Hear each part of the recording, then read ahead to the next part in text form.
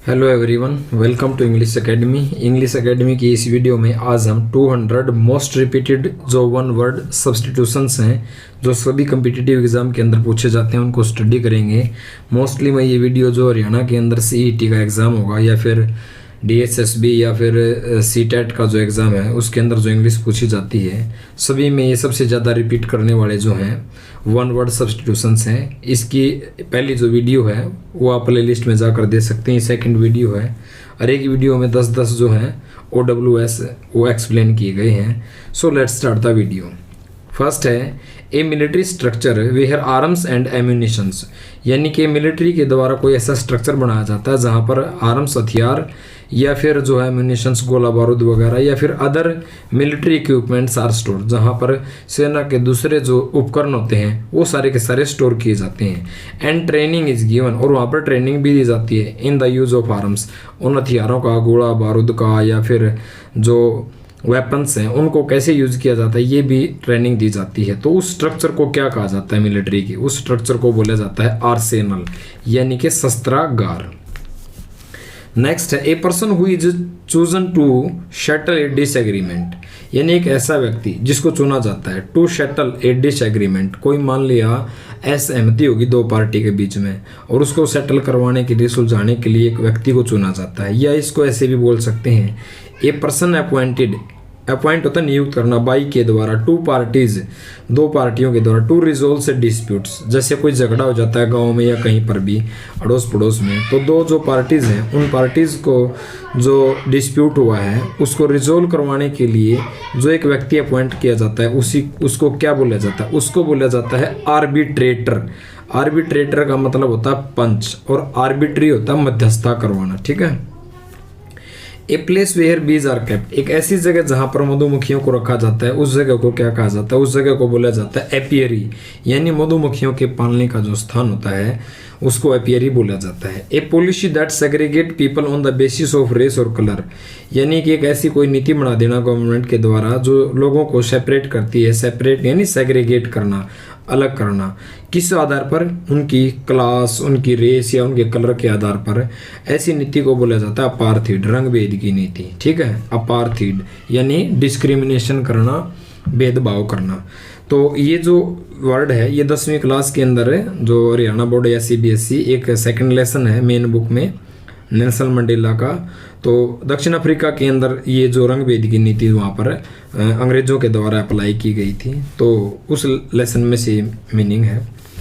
15वां जो है हमारा ए मेडिसिन, एक ऐसी दवाई to nullify the effect of poison, तो जो जहर का जो प्रभाव है ना उस प्रभाव को वो जो दवाई है वो न्यूलीफाई कर देती है, यानी कि उसको बिल्कुल हटा देती है, उसको निष्प्रभावी कर देती है। न्यूलीफाई का मतलब निष्प्रभावी कर देना।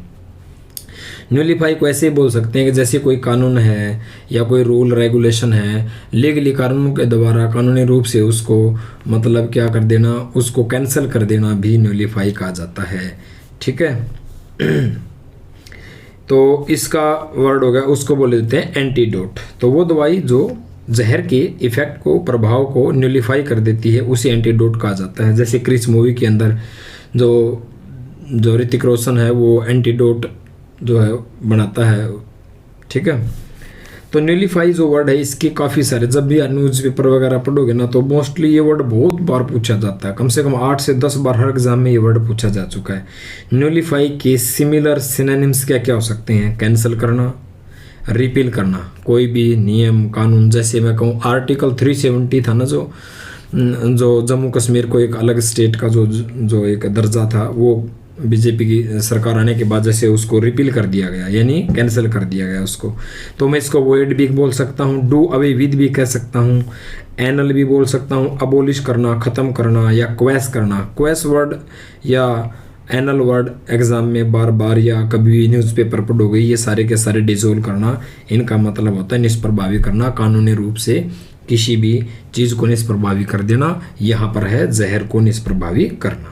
तो ये सारे के सारे इसके सिनोनिम्स थे।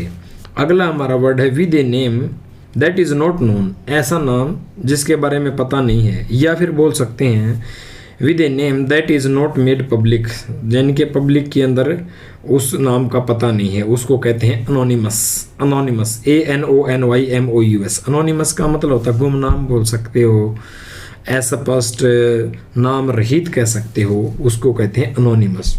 एक एग्जाम्पल से समझते हैं। An anonymous person hacked my Facebook password. कोई गुमनाम व्यक्ति था, अनजाना व्यक्ति, मुझे नहीं पता कौन था, उसने मेरे फेसबुक का जो पासवर्ड को हैक कर लिया, उसको कहते हैं अनोनिमस। नेक्स्ट है ए मेडिकल स्पेशलिस्ट, यानी एक मेडिकल का एक स्पेशलिस्ट है। हु एडमिनिस्टर्स ड्रग, जो क्या करता है, दवाई देता है। फॉर के लिए, रिलीव चैन, रेस्ट करने के लिए, यानी थोड़ा सा आराम मिल जाए ऑपरेशन में। For paining during surgery. तो एक मेडिकल स्पेशलिस्ट को क्या कहा जाता है, जब भी कोई सर्जरी वगैरह की जाती है, ऑपरेशन किया जाता है, ताकि हमारा दर्द ना हो, उस दर्द को मतलब एक तरह से हमें रिलीव देने के लिए वो दवाई दी जाती है। तो वो व्यक्ति, वो डॉक्टर जो दवाई देता है, उसे क्या कहते हैं, उसे कहते हैं एनेस्थेटिस्ट। ठीक है, एनेस्थेटिस्ट यानी कि एनेस्थीसिया बोलते हैं, एक एनेस्थीसिया वर्ड भी है। एनेस्थीसिया हो गया बेहोशी की दवा, और जो दवा दे रहा है हमें वो होता है एनेस्थेटिस्ट, यानी कि बेहोशी लाने वाला व्यक्ति, जो बेहोशी की दवा देता है। बहुत इंपॉर्टेंट वर्ड है ये भी।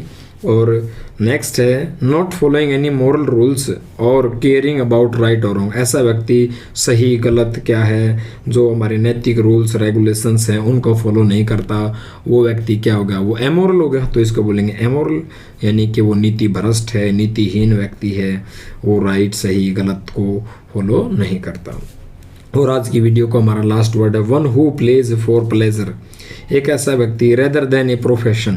ठीक है, मान लिया आप क्रिकेट खेल रहे हो, एक तो आप प्रोफेशनल हो कि आपने क्रिकेटर ही बनना है, या वैसे टाइम पास के लिए शाम कभी छुट्टी वाला दिन ऐसे 2-4 घंटे क्रिकेट खेल लिया, तो आप सिर्फ प्लेजर के लिए खेलते हो, तो आप क्या हो, एमेच्योर हो, यानी कि शौकिया हो।